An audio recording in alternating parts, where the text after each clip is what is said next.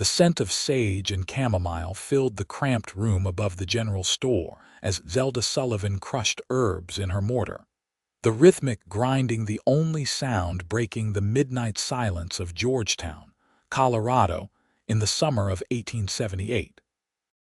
She had learned these remedies from her grandmother, a Cherokee woman who had passed 3 winters ago, leaving Zelda alone in a town that viewed her mixed heritage with suspicious eyes. The lamplight cast dancing shadows across her work table, illuminating jars of dried plants, roots and flowers she had gathered from the mountainsides. At 23, she had become the unofficial healer for those desperate enough to seek her help when the town doctor was drunk or unavailable, which was most of the time. The knock came so suddenly that Zelda nearly dropped her pestle. Nobody visited at this hour unless something was terribly wrong. She wiped her hands on her apron and moved cautiously toward the door, her heart hammering against her ribs. "Who is it?" she called through the weathered wood. "Please." The voice was male, strained with pain. "I need help. I have been shot." Zelda hesitated only a moment before sliding the bolt free. A man stood in her doorway, tall even as he sagged against the frame, his face pale beneath several days of stubble.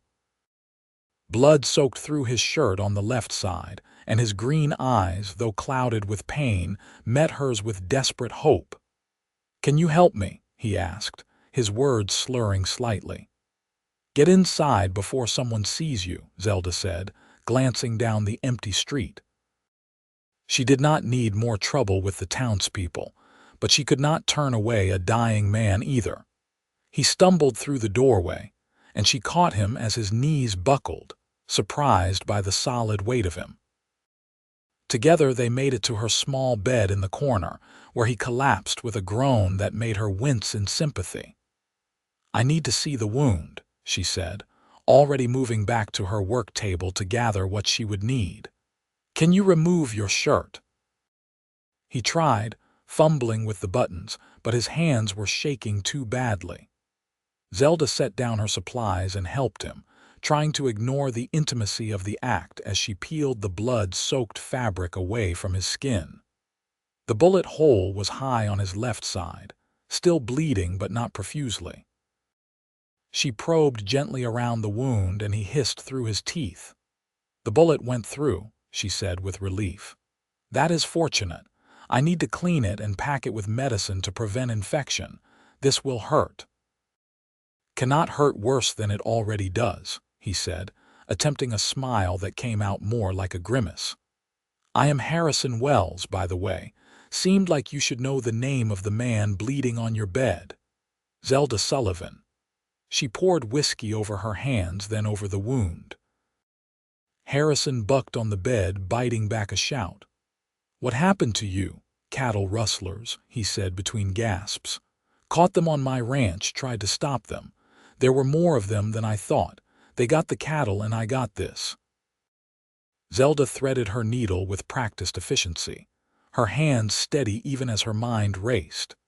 She had seen Harrison Wells around town a few times, always alone, always with that quiet intensity that made people give him a wide berth. He had a small ranch west of Georgetown, or so she had heard in the gossip that filtered through the general store below her rooms. "This needs stitching, front and back," she told him. "Do you want something to bite down on?" He shook his head, jaw set with determination. "Just do it." The work was delicate and slow. Zelda lost herself in it, the way she always did when tending the injured. Each stitch had to be precise, pulling the torn flesh together without causing more damage.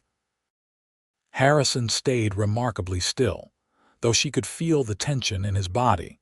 See the way his hands gripped the quilt beneath him hard enough to turn his knuckles white. "You have steady hands," he said after she finished the entry wound and helped him turn onto his side to work on the exit wound. "My grandmother taught me," Zelda replied, beginning the second round of stitches. "She said healing was the greatest gift we could give to the world." She was Cherokee.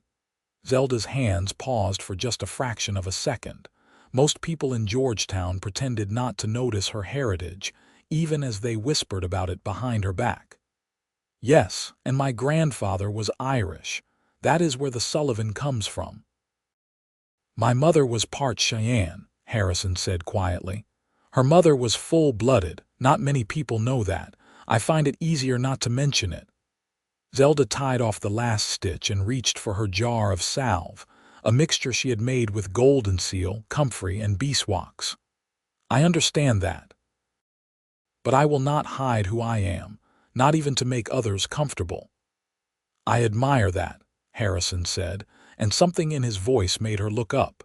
He was watching her with an intensity that had nothing to do with pain, and Zelda felt heat rise to her cheeks. She looked away quickly, focusing on spreading the salve over his wounds. You need to stay still for a few days, she said, wrapping clean strips of cloth around his torso to hold the bandages in place. If you ride or work too hard, you will tear the stitches and could start bleeding again. Infection is the real danger now. I cannot just lie around, Harrison protested. I have cattle to find, a ranch to run. You have a wound that could kill you if it becomes infected, Zelda countered, her tone firm. A few days will not matter much if you are dead. He studied her for a long moment, then nodded slowly. All right, but I cannot stay here. It would ruin your reputation. Zelda laughed, the sound bitter. My reputation cannot get much worse. The good people of Georgetown already think I am a witch or worse. One more scandal will not matter. It matters to me. Harrison pushed himself up carefully, his face going pale with the effort. I will not repay your kindness by making your life harder. You are in no condition to go anywhere, Zelda said, putting a hand on his shoulder to steady him. At least wait until morning. Then we can figure something out. He looked like he wanted to argue, but exhaustion was clearly winning. Just until morning, he agreed, lying back down. Then I will go. Zelda covered him with a blanket and watched as his eyes drifted closed, his breathing evening out into the rhythm of sleep.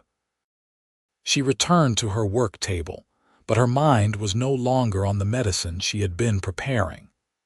Harrison Wells was a complication she had not expected, and yet as she glanced back at his sleeping form, she could not quite bring herself to regret opening her door.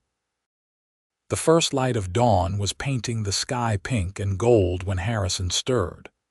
Zelda had dozed in her chair by the work table, her head pillowed on her arms, but she woke instantly at the sound of movement. He was trying to sit up, his face creased with pain and determination in equal measure. How do you feel? She asked, moving to his side. Like I have been shot, he said, but there was a hint of humor in his voice now. But better than last night. You did good work. Let me check the bandages. Zelda unwrapped the cloth carefully, relieved to see that the wounds looked clean, no signs of the angry red that would indicate infection starting. They look good, but you still need rest. I know. Harrison swung his legs over the side of the bed slowly, but I meant what I said. I will not stay here and cause you trouble. Where will you go? Back to your ranch alone. Who will change your bandages and make sure infection does not set in? He did not have an answer for that. They sat in silence for a moment, and then Zelda made a decision that she knew was probably foolish but felt right anyway. I will come with you, she said. To your ranch. I can stay for a few days, tend your wounds properly, and then come back to town. It will cause less talk than you staying here. Harrison looked at her with surprise. You would do that. I have already committed to helping you heal, Zelda said simply.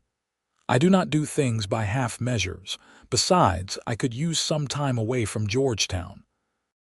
The mountains will be full of plants I need for my medicines this time of year. All right then. Harrison stood carefully, testing his balance. But only if you let me repay you somehow. I do not take charity well. Let us worry about that after you are healed, Zelda said, already gathering supplies into her leather satchel. Bandages, salves, dried herbs, her tools. She would need enough for several days at least. They left Georgetown as the town was waking, taking the western trail before most people were out to see them go.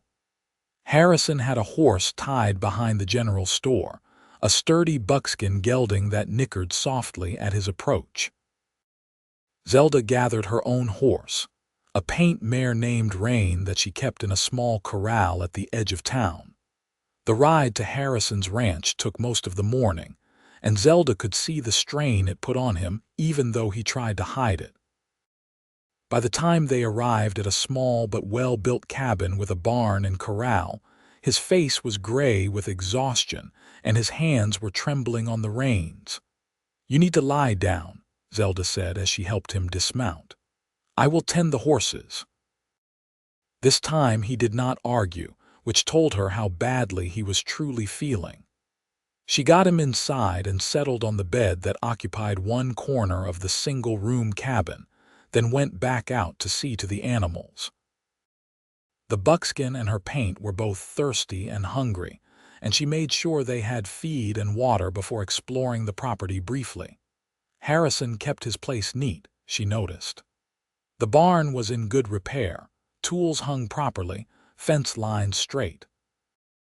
It spoke to a man who took pride in his work, who understood that a ranch was only as good as the care you put into it. She found herself respecting him for that. When she returned to the cabin, Harrison was asleep again. Zelda set about making the space her own for the next few days, organizing her medical supplies on the rough-hewn table, starting a fire in the stone hearth to warm water. She found Harrison's food stores surprisingly well stocked, flour and coffee and beans, even some dried fruit. Clearly he was a man who planned ahead. She made soup while he slept, a hearty broth with beans and some wild onions she found growing near the creek that ran behind the cabin. The smell woke him as evening approached, and he sat up carefully, sniffing the air. "That smells amazing," he said. "I cannot remember the last time someone cooked in this cabin. You live alone." Zelda ladled soup into 2 bowls and brought them to the table. "For the past 3 years. Before that, my parents lived here too. My father died of pneumonia the winter of '75, and my mother followed him that spring. I think her heart just gave out from grief." He spoke matter-of-factly, but Zelda heard the pain underneath the words. "I am sorry," she said, sitting across from him. "Losing family is never easy." "Your grandmother," Harrison said. "You said she passed. Recently?" 3 years ago, almost to the month." Zelda stirred her soup, watching the vegetables swirl. "She was all I had left. My mother died when I was young, fever. My father drank himself to death a year later. Grandmother raised me." They ate in comfortable silence for a while, and Zelda found herself oddly at ease. She was not used to companionship, not used to sharing space with anyone. Most people in Georgetown kept their distance from her, and she had grown accustomed to solitude. But Harrison's presence did not feel intrusive. If anything, it felt natural, like something that had been missing without her realizing it. After they ate, she changed his bandages, pleased to see the wounds were healing cleanly. "You were lucky," she told him as she wrapped fresh cloth around his torso. "Another few inches to the right and the bullet would have hit your lung." "I know." His voice was quiet. "I have been thinking about that. About how close I came to dying in the dirt alone before I even made it to your door. But you did not die." Zelda tied off the bandage. "You are going to be fine. Thanks to you." He caught her hand as she started to pull away, his calloused fingers warm against hers. "Heal me, Zelda Sullivan. And then let me heal you." She looked at him, startled. "I am not wounded. Are you not?" His green eyes held hers. "I see it in you, the same loneliness I carry, the weight of being different in a place that does not understand difference. The grief of losing the people who loved you unconditionally. Those wounds are just as real as this bullet hole, even if they do not bleed. Zelda pulled her hand away gently, her heart racing. You do not know me. Not yet, Harrison agreed, but I would like to, if you will let me. She did not answer, turning instead to clean up the medical supplies, her mind whirling. It had been so long since anyone had looked at her with anything other than suspicion or dismissal. So long since anyone had wanted to know her, really know her. The feeling was terrifying and thrilling in equal measure. That night, Zelda made herself a bed on the floor by the hearth, using blankets she found in a trunk. Harrison protested, saying he should be the one on the floor, but she pointed out that he was injured and needed the bed more. They compromised by him giving her his pillow, which made her smile despite herself. She lay awake long after the fire had burned down to embers, listening to Harrison's breathing in the darkness. She thought about what he had said about healing each other. Could such a thing even be possible? She had spent so long protecting herself, building walls around her heart, that the idea of letting someone in felt almost impossible. And yet, she found herself wanting to try. The next few days fell into a rhythm. Zelda would wake early and check Harrison's wounds, always relieved to find them healing cleanly. Then she would make breakfast, simple fare but filling, and they would eat together as the morning light filled the cabin. Harrison was under strict orders not to do any heavy work, so he spent his time mending tack and doing small repairs he could manage sitting down. Zelda would go out to gather plants, filling her satchel with yarrow and wild mint, echinacea and elderberry, all the herbs she used in her medicines. In the evenings, they talked. Harrison told her about growing up on the ranch, about learning to rope cattle from his father and track game from his mother's people. Zelda spoke of her grandmother's teachings, the Cherokee remedies passed down through generations, the Irish folk magic from her grandfather's side that blended with the indigenous wisdom to create something unique. You have a gift, Harrison said one evening as they sat outside watching the sunset paint the mountains in shades of purple and gold. A real gift for healing. It is a shame the people in Georgetown do not appreciate it more. They are afraid of what they do not understand, Zelda said. My grandmother used to say that fear makes people cruel. She was right. Harrison shifted carefully on the bench they shared, testing his healing side. But not everyone is like that. Some of us know enough to recognize something precious when we see it. The way he looked at her when he said it made Zelda's breath catch. Over the past few days, she had grown increasingly aware of Harrison in ways that had nothing to do with medicine. The way his hands moved when he worked, strong and capable. The sound of his laugh, rare but genuine. The kindness in his eyes when he looked at her, free of judgment or expectation. You should not say things like that, she said softly. Why not if they are true? Because. She stood, suddenly needing distance. Because I will have to leave soon. You are healing well, almost well enough to manage on your own, and I have responsibilities in Georgetown. Do you want to leave? Harrison stood too, moving close enough that she could feel the warmth of him. Or do you feel like you have to? It does not matter what I want, Zelda said, but her voice lacked conviction. It matters to me. He reached up slowly, giving her plenty of time to move away, and tucked a strand of her dark hair behind her ear. Stay, Zelda, not just for a few more days. Stay here with me. You do not know what you are asking. But she did not move away from his touch. The people in Georgetown barely tolerate me as it is. If they think I am living here with you, unmarried, they will make both our lives miserable. Then marry me. Zelda stared at him, certain she had misheard. What? Marry me? Harrison repeated, and now both his hands came up to frame her face gently. I know it is fast. I know we have only known each other a few days, but I feel like I have been waiting for you my whole life. Like everything that came before was just preparation for opening my eyes and seeing you there, brewing medicine at midnight, ready to save my life. Heal me, Zelda.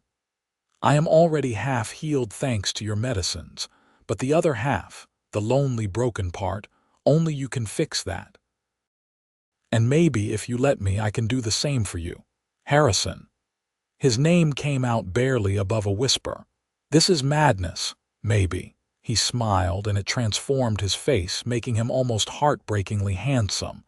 But it is the best kind of madness, the kind that makes you feel alive.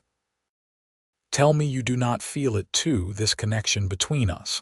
Tell me I am alone in this and I will never mention it again. But Zelda could not tell him that, because it would be a lie.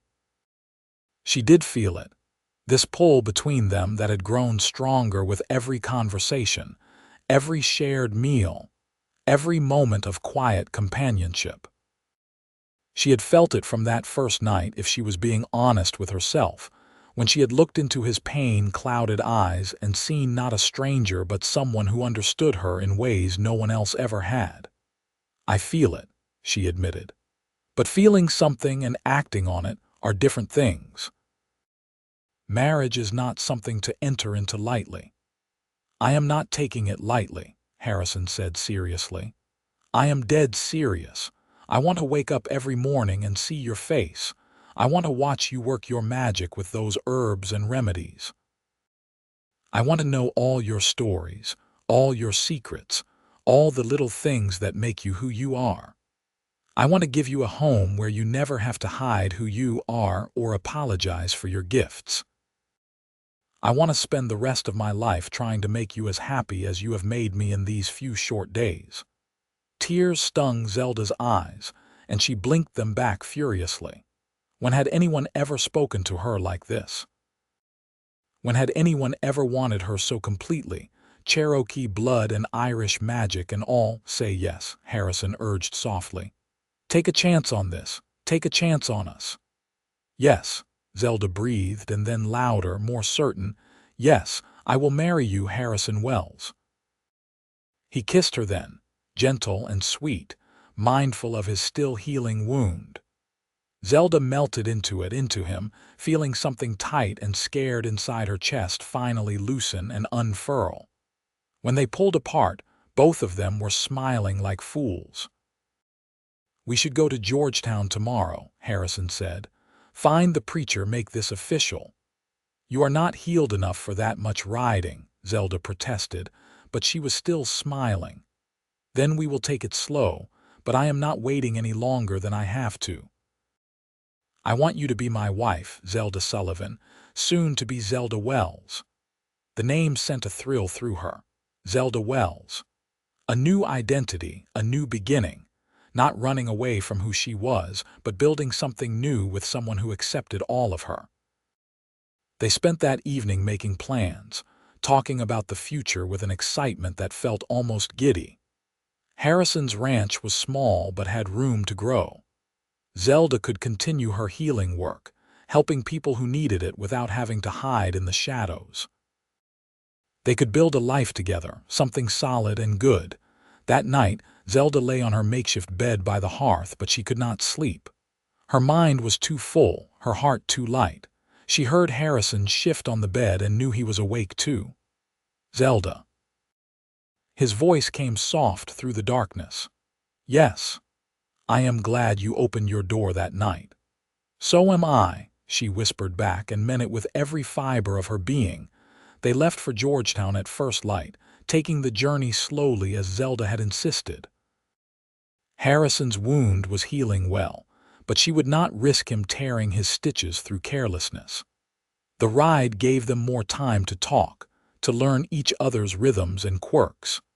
Zelda discovered that Harrison had a dry sense of humor that caught her off guard and made her laugh. Harrison learned that Zelda could identify nearly every plant they passed and tell him its medicinal uses, her knowledge vast and confidently shared.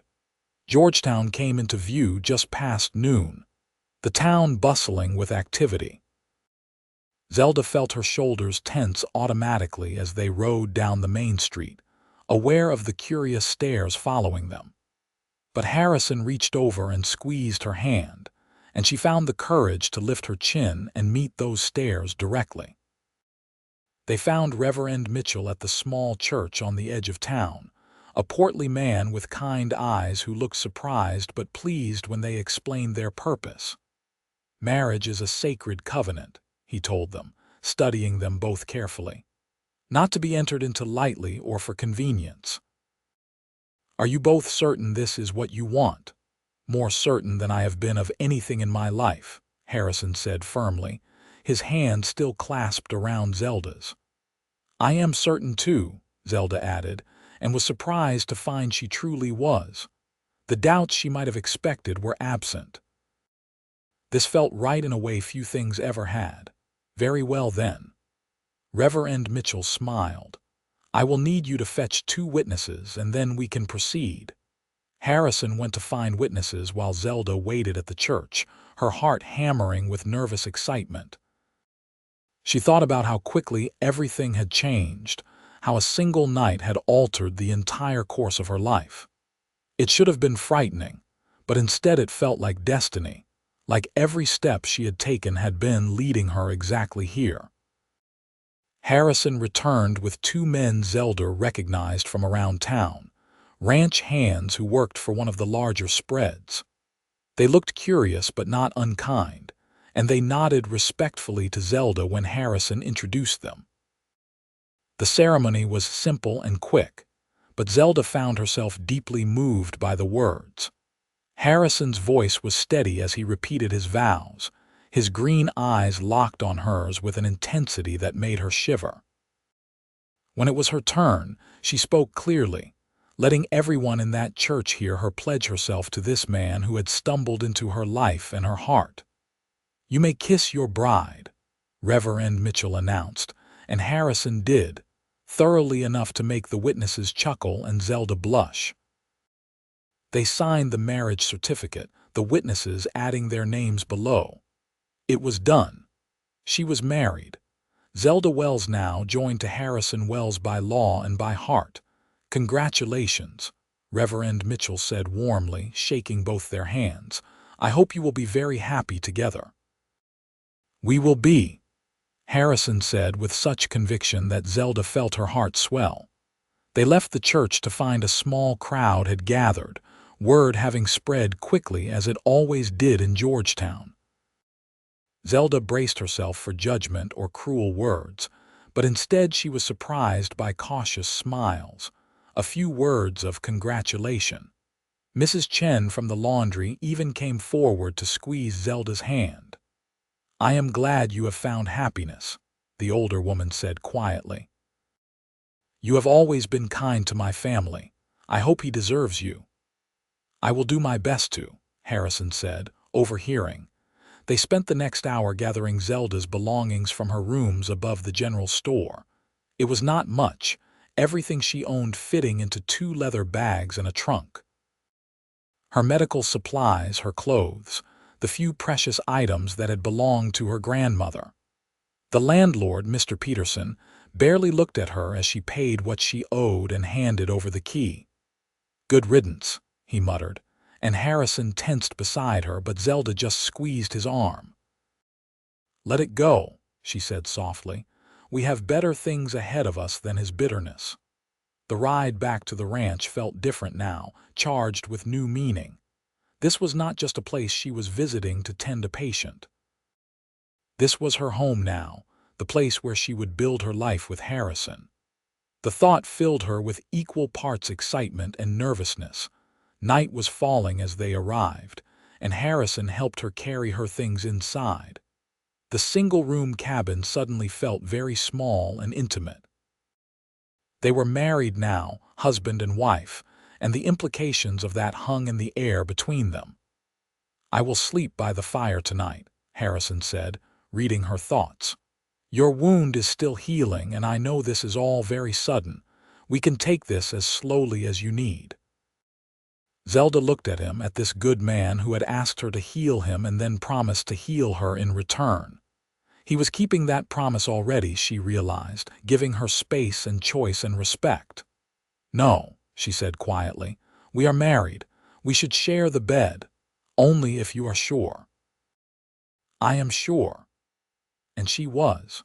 Whatever nervousness she felt was overshadowed by want, by the desire to be close to him, to seal their union completely. Harrison moved to her slowly, giving her every chance to change her mind, but Zelda met him halfway. This kiss was different from the ones before, deeper and more urgent. His hands found her waist, hers slid up his chest, careful of his wound. They undressed each other by lamplight, learning the shapes and textures of each other's bodies with gentle exploration. Harrison was tender and patient, mindful of the fact that this was new to her, checking in with wordless questions that she answered with touches and sighs. When they finally joined together, Zelda felt something fundamental shift inside her, a joining that was more than just physical. This was the healing Harrison had spoken of, the filling of empty spaces she had carried for so long. Afterwards, they lay tangled together in the narrow bed, Zelda's head on Harrison's shoulder, his arm around her waist. She traced idle patterns on his chest, avoiding the bandaged wound, and felt more content than she had in years. "Are you happy?" Harrison asked, his voice rumbling under her ear. "Yes," Zelda said simply. "Very happy." "Good, because I meant what I said. I am going to spend every day of the rest of my life trying to keep you that way." "You already are," she told him, and kissed the hollow of his throat to feel him shiver. They fell asleep like that, wrapped around each other, and Zelda's last thought before sleep claimed her was that she had finally found where she belonged. The next weeks passed in a blur of happiness and hard work. Harrison's wound healed completely under Zelda's care, the stitches coming out cleanly and the scar fading to a thin white line. With him recovered, they could focus on building their life together. The ranch needed work, the kind that was easier with two sets of hands. They repaired fence lines and cleared brush, worked with the few cattle Harrison had left after the rustlers' raid. Zelda started a garden near the cabin, planting vegetables and medicinal herbs, creating a space that was purely hers. Word spread gradually that the healer woman had married Harrison Wells and moved to his ranch. People started coming, tentatively at first, seeking Zelda's help with ailments the town doctor could not or would not treat. She helped them all, mixing salves for burns, tonics for fevers, poultices for infected wounds. Harrison built her a small workroom attached to the cabin, a place where she could store her supplies and see patients without disrupting their living space. Money came in slowly but steadily. Between the ranch work and Zelda's healing, they made enough to get by with a little left over. It was not wealth, but it was security, something neither of them had much experience with. They took pride in what they were building together, this life that was entirely their own creation. Summer faded into fall, the aspens turning gold on the mountainsides. Zelda discovered she was pregnant in late September, confirmed by symptoms she recognized from helping countless other women. She waited until she was certain before telling Harrison, unsure how he would react to the news coming so soon. She chose a quiet evening to tell him, after they had finished dinner and were sitting outside watching the stars come out. The nights were getting cold now, frost touching the edges of things, but they had a blanket wrapped around them both and each other for warmth. "Harrison," Zelda said, her heart racing, "I have something to tell you." He looked at her, immediately attentive to the serious note in her voice. "What is it? Are you all right?" "I am fine, better than fine." She took his hand and placed it on her still flat belly. "We are going to have a baby in the spring, I think." Harrison went very still, his eyes widening. "A baby, are you sure?" "I am sure. All the signs are there." For a moment he did not react, and Zelda felt a flutter of worry. Then his face broke into the widest smile she had ever seen, joy radiating from him like light. A baby, he breathed, and then he was kissing her, his hands cradling her face. We are having a baby. Zelda, this is incredible. This is perfect. She laughed, relief and happiness flooding through her. You are happy then? Happy, I am overjoyed. He pulled back to look at her, his expression softening into something tender and awed. You have already given me so much, a home, a real home, not just a place to sleep. Purpose and partnership and love, and now a child, our child. Are you ready to be a father? Zelda asked, suddenly vulnerable. I do not know, Harrison admitted honestly, but I am ready to try. I am ready to be the best father I can be, to give this child everything I have. And with you as the mother, teaching them about healing and strength and never being ashamed of who they are, how could they be anything but wonderful? Tears slipped down Zelda's cheeks, and Harrison wiped them away gently with his thumbs. Happy tears? He asked. The happiest, she confirmed. Winter came hard and early that year, snow covering the mountains and valley alike by November. The ranch work slowed to a trickle, just the essential tasks of keeping the animals fed and healthy. It gave Harrison and Zelda more time together, long evenings by the fire while the wind howled outside. Harrison worked on building a cradle, carving it carefully from aspen wood. Zelda sewed baby clothes and blankets, her hands busy while her mind planned. They talked about names, about how they would raise their child, about the values they wanted to pass on. Harrison was adamant that their son or daughter would know both sides of their heritage, Cherokee and Cheyenne and Irish alike. Zelda agreed wholeheartedly, remembering how her grandmother's teachings had saved her, given her purpose when everything else had been stripped away.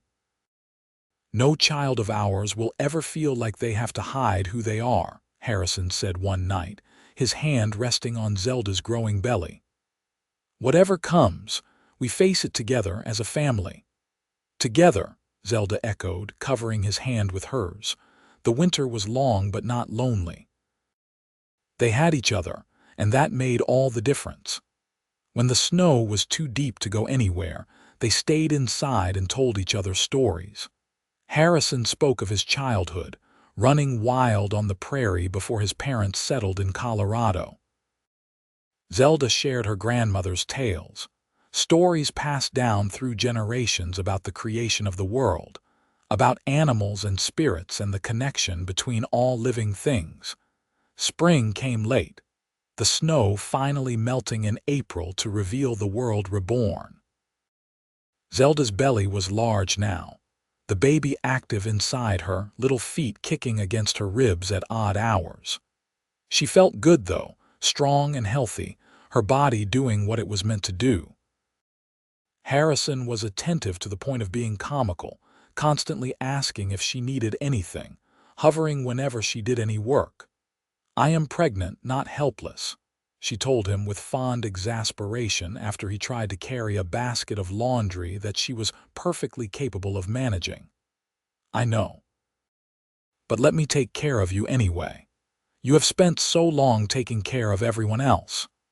And Zelda had to admit, it was nice to be cared for, to have someone who wanted to shoulder her burdens and make her life easier.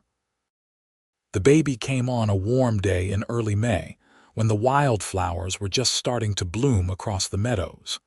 Zelda had been working in her garden when the first pain started, recognizable but not yet urgent. She calmly finished what she was doing, then went inside to tell Harrison. The baby is coming, she said, and watched all the color drain from his face. Now, right now, not this very second, but soon, today probably. Harrison went into a controlled panic, rushing around gathering things they had already prepared, asking what she needed, what he should do.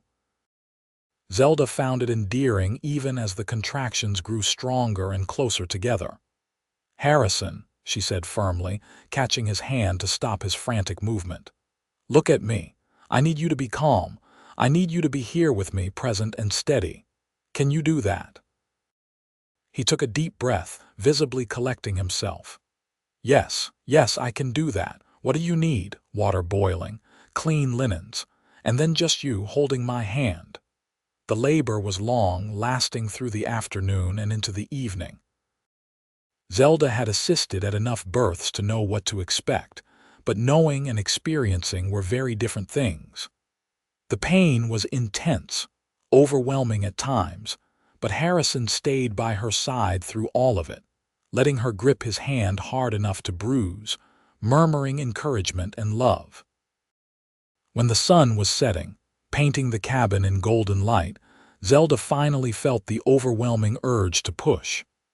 She bore down with every ounce of strength she had, Harrison supporting her back, and after what felt like an eternity, she felt the baby slip free. The cry that filled the air was the most beautiful sound Zelda had ever heard. She looked down through exhausted tears to see Harrison holding their baby, his face full of wonder. "A boy," he said, his voice thick with emotion. "Zelda, we have a son." He placed the baby on her chest, and Zelda wrapped her arms around the tiny, perfect life they had created. The baby stopped crying, apparently soothed by the sound of her heartbeat, and opened dark eyes to look at her with unfocused curiosity. "Hello, little one," Zelda whispered. "We have been waiting for you."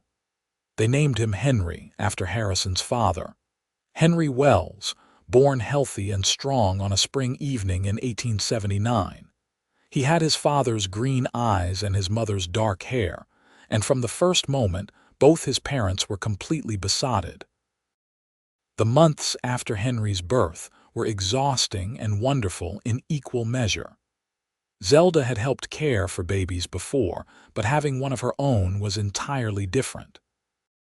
She and Harrison stumbled through those early weeks together, learning Henry's rhythms and needs, taking turns walking him when he cried at night, marveling at every tiny change and development. Summer brought more work as the ranch demanded attention, but they managed. Zelda would nurse Henry, then strap him to her back in a cradle board she had made following her grandmother's teachings while she worked in the garden or tended to patients who came seeking her help. Harrison kept him close when Zelda needed both hands free, talking to his son constantly, telling him about the ranch and the animals and the mountains around them. "He is too young to understand," Zelda said with amusement, watching Harrison give Henry a detailed explanation of how to mend a fence. "He will remember my voice, though," Harrison said seriously. "He will know he is loved and wanted. That matters even now." And Zelda's heart swelled because he was right, and because she had chosen such a good man to father her children. Henry grew quickly, as babies did. By the time fall came again, he was sitting up on his own, babbling incomprehensibly, grabbing at everything within reach. He was a happy child, quick to smile, curious about the world around him. Zelda could already see both herself and Harrison in him, and she loved discovering those little pieces of them in their son. Life settled into a comfortable rhythm. The ranch prospered slowly but steadily. Harrison bought more cattle with the money they saved, building the herd back up after the rustling. Zelda's reputation as a healer spread beyond Georgetown, and people came from as far as 30 miles away seeking her help. She treated them all, accepting whatever payment they could offer, whether that was coin or goods or simply gratitude. They were not rich, but they were happy, and that counted for more than any amount of money. The cabin that had once housed only Harrison's loneliness now rang with laughter and love. Zelda had never imagined she could have a life like this, a family that accepted her completely, work that fulfilled her, a home that welcomed her. But here it was, real and solid and hers. One evening in early winter, when Henry was nearly a year old and already trying to pull himself up to stand, Zelda sat by the fire sewing while Harrison played with their son on the floor. She watched them together, Harrison making silly faces that sent Henry into peals of giggles, and felt overwhelmingly grateful for everything that had brought her to this moment. "What are you thinking about?" Harrison asked, catching her watching them. "How lucky I am," Zelda said honestly. "How one night changed everything." Harrison smiled, that special smile he reserved just for her. "The night I knocked on your door. The night you asked me to heal you, and then let you heal me in ways I did not even know I needed." He scooped up Henry and came to sit beside her on the bench, their son in his lap. "You saved my life twice over, Zelda Wells. Once from that bullet and once from the emptiness I did not even realize was killing me." "You saved me too," Zelda said softly, leaning her head against his shoulder. "From loneliness, from believing I would always be alone. You gave me a home, a family, a place where I never have to hide who I am." "We saved each other then," Harrison said, and kissed the top of her head while Henry grabbed at both their faces with enthusiastic baby hands. "We did," Zelda agreed and knew it was true. The years passed, marked by seasons and growth. Henry learned to walk and then to run, keeping his parents constantly busy. He was a curious child, always exploring, always asking questions. Harrison taught him about the ranch, how to care for animals and work the land. Zelda taught him about plants and healing, taking him with her when she gathered herbs, showing him which ones were safe and which ones were dangerous. When Henry was 3, Zelda discovered she was pregnant again. This time the news came with more confidence, less uncertainty. Harrison was just as thrilled as he had been the first time, spinning her around carefully before setting her down and dropping to his knees to talk to her belly, telling the baby inside that they were already loved.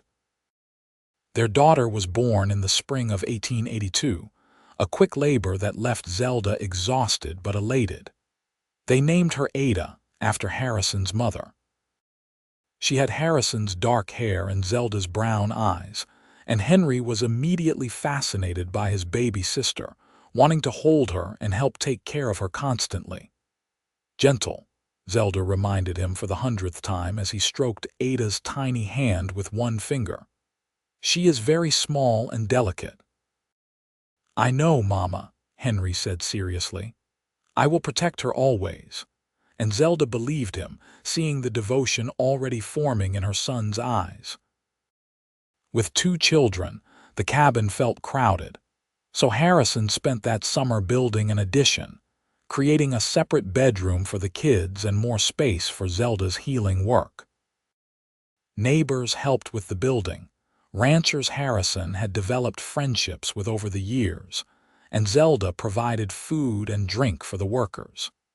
It felt good to be part of a community, to have people around them who accepted their family without judgment.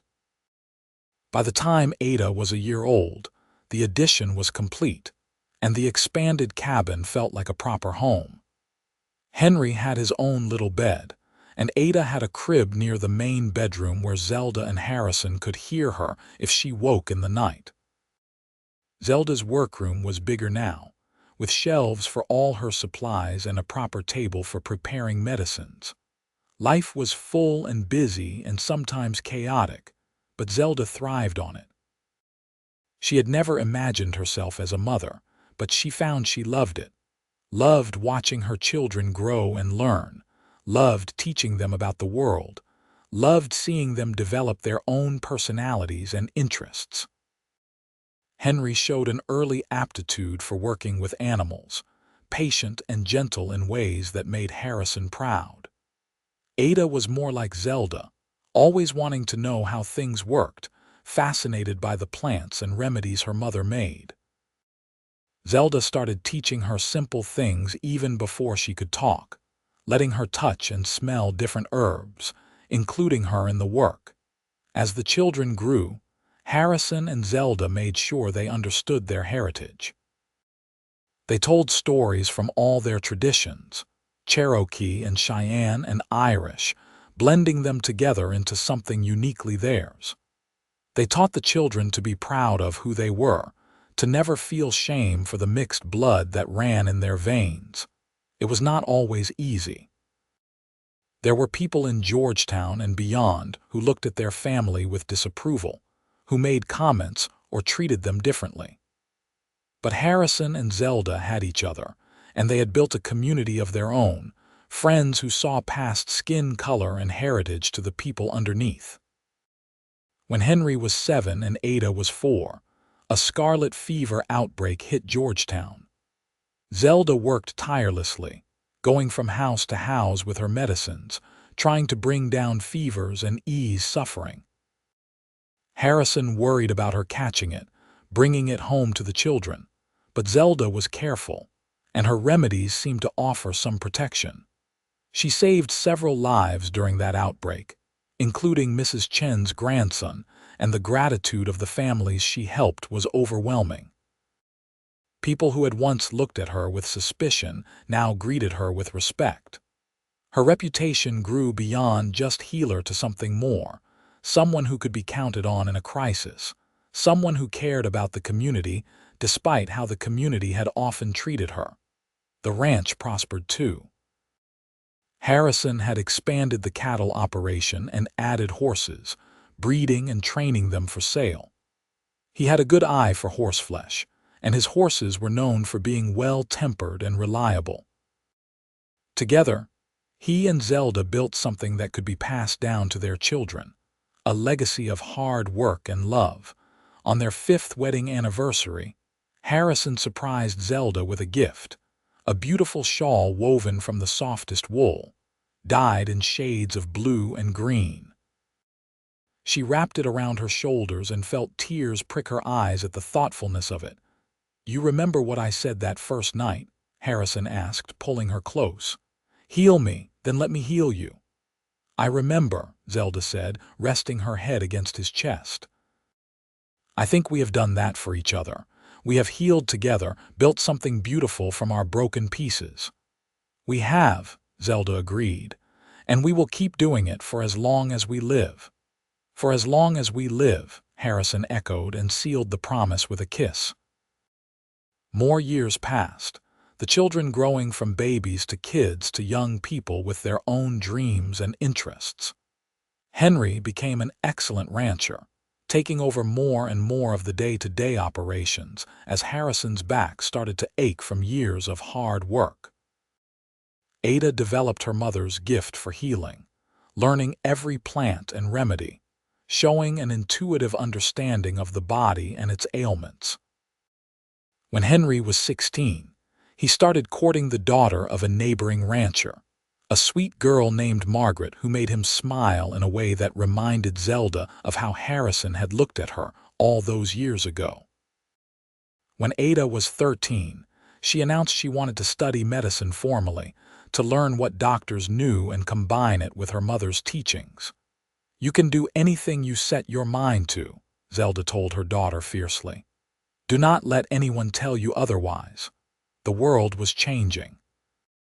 The wild frontier was slowly becoming more civilized, though it still had its rough edges. Georgetown had grown, more people settling in the area, more businesses opening. The railroad had come through, connecting them to the wider world. Things that had seemed impossible when Zelda first arrived now felt within reach. But through all the changes, the core of Zelda and Harrison's life remained the same. They still woke up together every morning, still ended each day by the fire talking about everything and nothing. They still found joy in the small things, a good meal shared, their children's laughter, the quiet contentment of working side by side. They had built a life that was truly theirs, full of love and purpose and family. And when Zelda looked back at that midnight so many years ago, when a wounded cowboy had knocked on her door asking for help, she marveled at how one moment could change everything. She had healed Harrison that night, stitched his wounds and brought him back from the edge of death. But he had been right about the rest of it. He had healed her too, filled the empty spaces in her heart, given her a home and a family, and a love she had never dared hope for. By the time Harrison was in his late 50s and Zelda was 50, they were grandparents twice over. Henry and Margaret had 2 children, a boy and a girl who visited the ranch often and loved hearing their grandmother's stories. Ada had gone to Denver to study medicine and came back with a husband, a young doctor who respected her knowledge and wanted to learn from her. They were expecting their first child. The ranch was thriving under Henry's management, and Zelda still practiced her healing arts, though she had slowed down, taking fewer patients, teaching more. She was training 3 young women from Georgetown in her methods, passing on her grandmother's knowledge to a new generation. One evening in early summer, Zelda and Harrison sat on the porch they had added to the house years ago, watching the sunset paint the mountains in shades of orange and pink. Their hands were clasped together, fingers intertwined, a gesture so familiar it was like breathing. "You ever regret it?" Harrison asked suddenly. "Saying yes to me that day, taking a chance on someone you barely knew?" Zelda looked at him, at the silver in his hair and the lines on his face, marks of a life well lived. She thought about everything they had built together, the children they had raised, the love they had shared through good times and hard times alike. "Not for a single second," she said firmly. "You are the best decision I ever made." Harrison smiled, that special smile that still made her heart skip. "You saved my life in so many ways, I hope you know that. And you saved mine." Zelda squeezed his hand. "We saved each other, that was always the point." They sat in comfortable silence as the stars began to appear, one by one, in the darkening sky. Zelda thought about that night so long ago, grinding herbs at midnight, never imagining that a knock on her door would lead to all of this. She thought about the scared, lonely young woman she had been, unsure of her place in the world. She was not that woman anymore. She was Zelda Wells, wife and mother and grandmother, healer and teacher, beloved by the family she had built and the community she had earned the respect of. She had healed so many people over the years, but the most important healing had been her own, the slow knitting together of her wounded heart, and it had all started with Harrison, asking her to heal him, then offering to heal her in return. "Thank you," she said softly. "For what?" "For knocking on my door that night, for seeing me when so many others looked past me, for loving me exactly as I am." "Easiest thing I ever did," Harrison said, and brought her hand to his lips to kiss her knuckles gently. "Loving you has been the greatest privilege of my life." They stayed on the porch until the night grew cold, wrapped in blankets and each other's presence. Inside, they could hear the sounds of family, Henry and Margaret's children playing before bed, Ada and her husband discussing medical texts. The house was full of life and love, exactly as it should be. As they finally headed inside, Harrison stopped Zelda at the door, pulling her into his arms for one more kiss. "What was that for?" she asked, smiling. "Do I need a reason to kiss my wife? I suppose not." Zelda leaned into him, feeling safe and cherished and home. "But I am not complaining." Years continued to pass, gentle and full. Harrison and Zelda grew older together, their hair going silver, their movements slower but no less purposeful. They watched their children build their own lives, their grandchildren grow from babies to kids. Ada opened a practice in Georgetown, combining traditional medicine with her mother's herbal remedies, and became beloved in the community. Henry expanded the ranch further, making it one of the most successful in the region. But it was the quiet moments Zelda treasured most. Mornings with Harrison, drinking coffee and watching the sunrise. Evenings telling stories to their grandchildren. The steady rhythm of a life built on love and partnership. When Zelda was 65, she compiled all her knowledge of healing into a book, working with Ada to write down every remedy, every technique, every piece of wisdom her grandmother had passed to her. It would be her legacy, she decided, ensuring that the knowledge would not be lost, that future generations could benefit from the traditions that had sustained her people for so long. Harrison supported the project wholeheartedly, helping her organize her notes, discussing treatments and uses late into the night. Even after all these years, he was still interested in her work, still asked questions and wanted to understand. How did I get so lucky? Zelda asked one night as they worked together at the kitchen table, surrounded by papers and dried herbs. We both got lucky, Harrison corrected. We found each other when we needed it most. And every day since then has been a gift, Zelda added. Every single day, Harrison agreed. The book was finished and published through a printer in Denver, a slim volume bound in brown leather with Zelda's name on the cover. It sold slowly but steadily, finding its way into the hands of healers and doctors and people who believed in the power of natural remedies.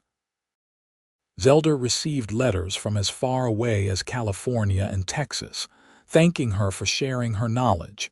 She was proud of the book, but she was prouder of her family, of the life she and Harrison had built together.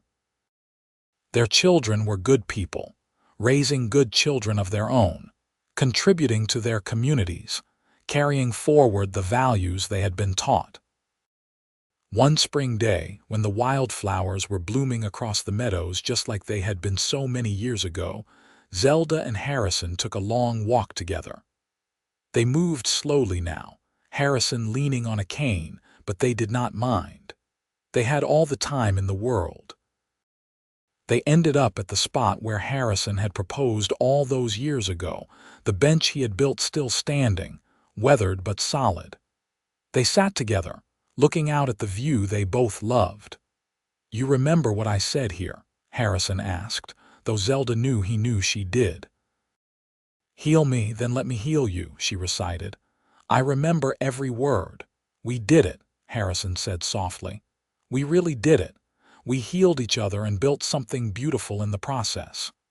"The best life I could have imagined," Zelda agreed, resting her head on his shoulder. "And it all started with you knocking on my door at midnight. Best decision I ever made, going to you instead of the town doctor." "He probably would have killed you," Zelda said with a small laugh. "He was drunk more often than not. Then you really did save my life." Harrison put his arm around her, holding her close. "In every way that matters." They sat in peaceful silence, watching clouds drift across the blue sky.